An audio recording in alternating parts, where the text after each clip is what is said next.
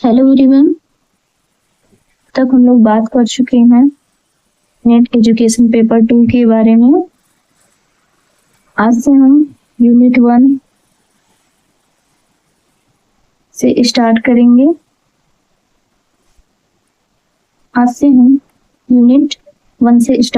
जिसमें से सबसे पहली यूनिट है एजुकेशनल स्टडीज, जिसमें इंडियन फिलोसफी के बारे में जानना है।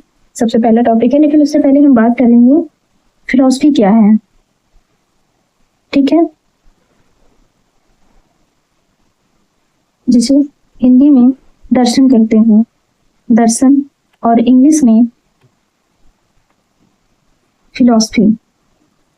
तो दर्शन और फिलोसफी, दर्शन क्या है, फिलोसफी क्या है, क्या दोनों में अंतर है भी या नहीं है, और वर्तमान में समय में दर्शन की क्या प्रासंगिकता है, क्या रिलेवेंस है, आज के युग में क्या वास्तव में दर्शन शास्त्र की उपयोगिता समाप्त हो गई है। ये सब चीजें हम जानेंगे, और किस तरह से शैक्षिक दर्शन का निर्माण हुआ।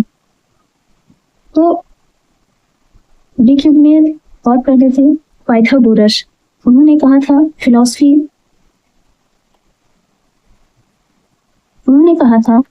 Philosophy is the mother of all sciences.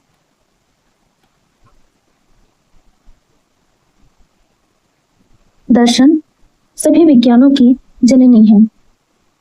तो दर्शन जो होता है वो किसी भी राष्ट्र की सभ्यता एवं संस्कृति के विकास का सार होता है। और हम बात करें दर्शन की, तो दर्शन संस्कृत के दृश्य धातु से बना है, जिसका अर्थ होता है देखना। और देखना भी कई तरह से होता है। मैं किसी चीज को देख रही होंगे और आप किसी चीज को देख रही होंगे, हमारे और आपके देखने में काफी अंतर होगा। वही फिलोसफी का मतलब होता है ज्ञान के प्रति प्रेम।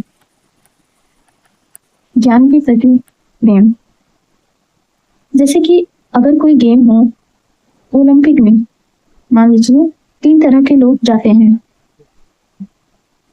एक तो बिजनेसमैन होते हैं, और दूसरे प्लेयर्स होते हैं, और तीसरे विजिटर होते हैं। ठीक, तो प्लेयर वहां गए हैं, उनका क्या उद्देश्य है? प्लेयर धन के प्रेमी होते हैं। ये मैं नहीं, पाइथागोरस ने कहा है। और बिजनेसमैन जो होते हैं वो धन के प्रेमी होते हैं, और प्लेयर्स जो होते हैं वो सम्मान के प्रेमी होते हैं, और विजिटर जो होते हैं वो ज्ञान के प्रेमी होते हैं। उन्हें बस गेम देखने में आनंद आता है, ज्ञान के प्रेमी होते हैं। तो पाइथागोरस ने इन्हें ही फिलोसफर कहा। तो दर्शन के अंतर्गत कौन से विषयों का अध्ययन किया जाता है? दर्शन के आधारभूत प्रश्न क्या है? जीवन का क्या अर्थ है? उद्देश्य क्या है? मनुष्य के जीवन जीने के उद्देश्य क्या होने चाहिए? हम जीवित क्यों हैं? इन सब प्रश्नों का जवाब हमें दर्शन से मिलता है। ठीक, और दर्शन में सबसे अधिक कुछ मुख्य विषयों के बारे में अध्ययन किया जाता है, जिनके बारे में हम बात करेंगे। विषय आत्मा संबंधी, आत्मा क्या है, अचर है, अमर है, कैसे उत्पत्ति हुई, ये सब चीजें। और ईश्वर संबंधी, ईश्वर है, नहीं है, कौन है, ये सारी चीजें। और सत्ता शास्त्र, ब्रह्मांड की उत्पत्ति कैसे हुई, सत्ता शास्त्र। और सृष्टि शास्त्र, और ज्ञान शास्त्र, तर्क शास्त्र, और सौंदर्य शास्त्र। ये सारी चीजों के बारे में अध्ययन किया जाता है। और जब भी हम किसी भी दर्शन के बारे में अध्ययन करें, तो हमें 3 चीजें हमेशा ध्यान में रखनी होंगी। आगे हम सभी दर्शन के बारे में अध्ययन करेंगे, तो उनमें मेन 3 चीजें हमें हमेशा ध्यान में रखनी है। क्या? तत्व मीमांसा, ज्ञान मीमांसा, और मूल्य मीमांसा। तत्व मीमांसा क्या होता है, इसमें किन चीजों के अध्ययन किया जाता है। तो तत्व मीमांसा में आत्मा क्या है, ईश्वर क्या है, ब्रह्मांड की उत्पत्ति कैसी हुई, ये आध्यात्मिक चीजें जो होती है इनका अध्ययन तत्व मीमांसा में किया जाता है। और ज्ञान मीमांसा में ज्ञान क्या है, ज्ञान का माध्यम क्या होना चाहिए, ज्ञान की विधियां क्या है, जिसके द्वारा ज्ञान प्राप्त किया जाए, ये सारी चीजें ज्ञान मीमांसा के अंतर्गत आती हैं। वही मूल मीमांसा के अंतर्गत नीति शास्त्र, तर्कशास्त्र, सौंदर्य शास्त्र जैसे वीडियो चीजों का अध्ययन किया जाता है। अब हम बात करेंगे शिक्षा और दर्शन में क्या संबंध है। शिक्षा और दर्शन में क्या संबंध है।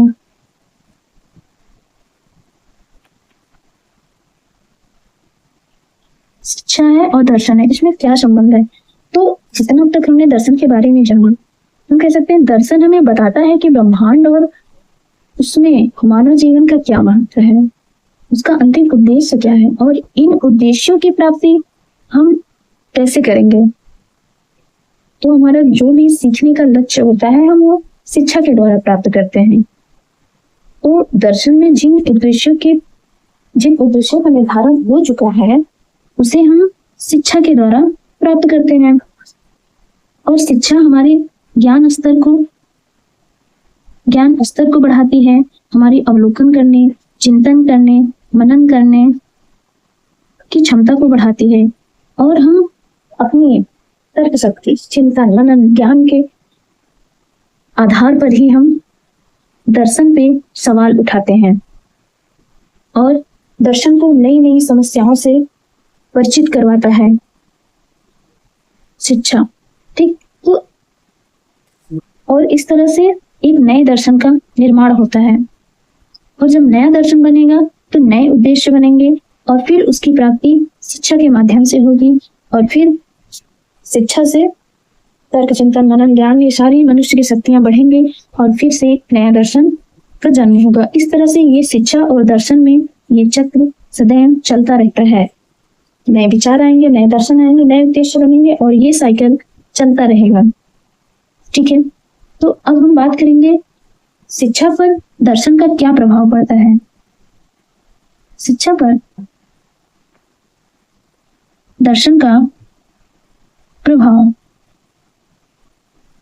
तो जब भी हम समाज में डिसाइड करते हैं तो जब भी शिक्षा के उद्देश्यों का निर्धारण किया जाता है, शिक्षा के उद्देश्यों का निर्धारण किया जाता है तो ये देखा जाता है ना कि उद्देश्य क्या है और ये उद्देश्य कहाँ से आता है। वो उस समाज का दर्शन होगा जो उद्देश्य को डिसाइड करेगा और उद्देश्य के आधार पर ही पाठ्यक्रम बनेगा और उस पाठ्यक्रम को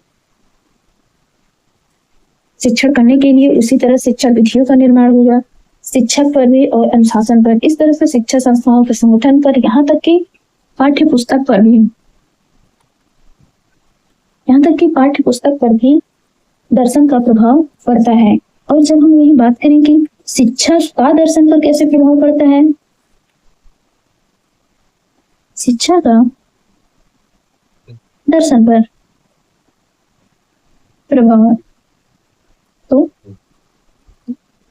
हम बात करेंगे शिक्षा का दर्शन पर प्रभाव। तो शिक्षा दर्शन के निर्माण की आधारशिला है। शिक्षा दार्शनिक सिद्धांतों को मूर्त रूप देती है। शिक्षा दर्शन को नई समस्याओं से परिचित कराती है। शिक्षा दर्शन को गतिशील बनाती है। शिक्षा दर्शन को जीवित रखती है। तो इस तरह से हम देखते हैं कि शिक्षा और दर्शन एक दूसरे पर अपना प्रभाव डालते हैं और एक दूसरे से प्रभावित होते हैं और इस तरह से एक नए विषय का जन्म हुआ जिसे शैक्षिक दर्शन कहा गया है। शैक्षिक दर्शन, एजुकेशनल फिलॉसफी।